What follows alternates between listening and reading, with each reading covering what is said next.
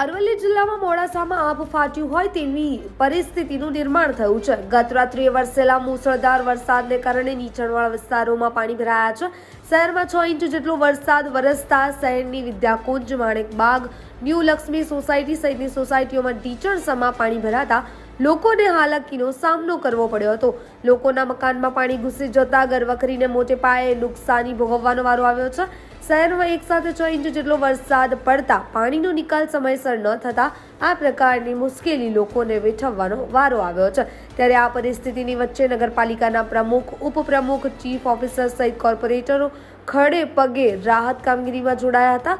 સોસાયટીઓમાં પોતાના મકાનોમાં ફસાયેલા લોકો માટે ફૂડ પેકેટની વ્યવસ્થા તંત્ર દ્વારા કરવામાં આવી છે એવું ચીફ ઓફિસર દ્વારા જણાવાયું છે। હવામાન વિભાગ દ્વારા ભારે વરસાદની આગાહી આપવામાં આવી છે, ત્યારે પરિસ્થિતિ બગડે તેવા સમયે રહીશો માટે આશ્રય સ્થાનની વ્યવસ્થા કરવામાં આવી હોવાનું પણ ચીફ ઓફિસરે જણાવ્યું છે। મોડાસામાં પડેલા ભારે વરસાદને કારણે અનેક સોસાયટીઓ અને નીચાણવાળા વિસ્તારો પાણીમાં જળમગ્ન બન્યા છે, ત્યારે હજુ પણ વધુ વરસાદ ખાબકે તો પરિસ્થિતિ બગડી શકે તેવું લાગી રહ્યું છે। ઋતુલ પ્રજાપતિ સાથે નીરવ પ્રજાપતિ, સમાચાર 31 અરવલ્લી।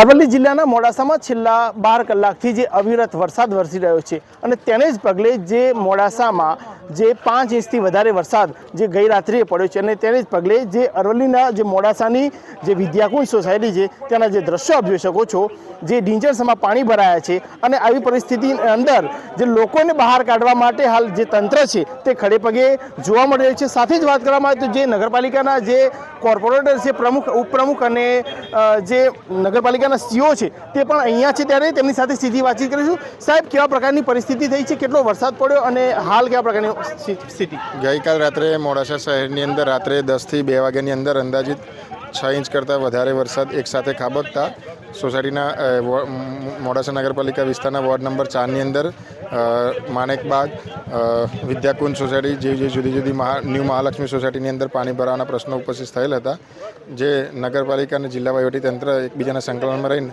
હાલ પાણી નિકાલ કરવાની કામગીરી કરવામાં આવી રહેલ છે।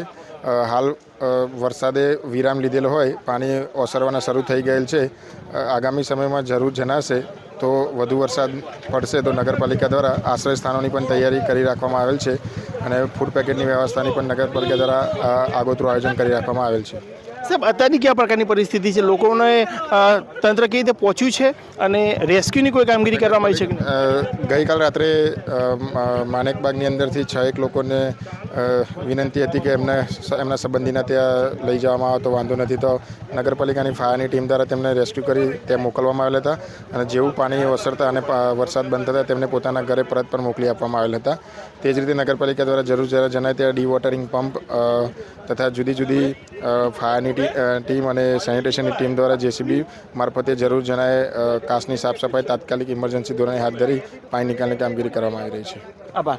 તો આ હતા મોડાસા નગરપાલિકાના સીઓ ભદ્રેશ પટેલ, જેમનું જણાવ્યું જે પ્રકારે 6 ઇંચ જેટલો વરસાદ જે ખાબક્યો છે અને તેને જ પગલે જે નીચાણવાળી સોસાયટીઓ છે તેમાં પાણી ભરાયા છે, તેને જ પગલે હાલ જે નગરપાલિકાનું જે તંત્ર છે અને જિલ્લા વહીવટી તંત્ર દ્વારા જે આખી જે રાહત બચાવની કામગીરી છે અને લોકોને જે ફૂડ પેકેટ મોકલવાની જે કામગીરી છે તે કરવામાં આવી રહી છે। સાથે જ વાત કરવામાં આવી હતી ગઈકાલે રાત્રે 6 જેટલા લોકોને સેફ જગ્યાએ ખસેડવા માટે પણ કહેવામાં આવ્યું હતું, પરંતુ તેઓએ કોઈ પણ જાતની જે તકેદારી છે તે રાખી નથી અને તેને પગલે હાલ તેઓ પણ સુરક્ષિત છે, પરંતુ આખી જે પરિસ્થિતિ છે તે નિર્માણ થઈ છે કારણ કે જે પાણી છે તે સોસાયટીમાં ભરાયેલા છે। હાલ તંત્રના અધિકારીઓ અને કર્મચારીઓ ખડે પગે જોવા મળી રહ્યા છે।